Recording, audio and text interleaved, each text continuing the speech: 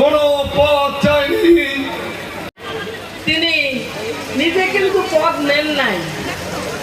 মাঠ দেখে উৎফুল্ল হওয়ার কোনো কারণ নাই। সামনে অদৃশ্য শক্তিশালী বিরাট দেওয়াল।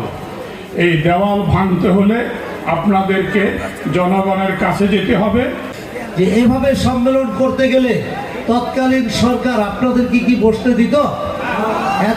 এবং আমাদের আরো নেতৃবৃন্দ আছেন, জেলা নেতৃবৃন্দ, আমাদের যদি নির্বাচন হতে না পারে, যে ষড়যন্ত্রের মধ্যে দিয়ে বাংলাদেশকে আরেকটি বিদেশি আধিপত্য রাষ্ট্র হিসেবে পরিণত করতে চায় শেখ হাসিনা, সেই দিন যদি 5ই আগস্ট শেখ হাসিনার পরিবর্তন না হতো, পালিয়ে যেতে না হতো, সেখানে 5 তারিখের পরে এই বাংলাদেশ আরেক রাষ্ট্রে পরিণত হতো।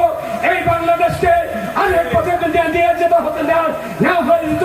আজকে আমরা বলতে চাই, আমি ধন্যবাদ জানাই ওই সেনাবাহিনীদেরকে, আমি ধন্যবাদ জানাই সেনাবাহিনীর প্রধানকে।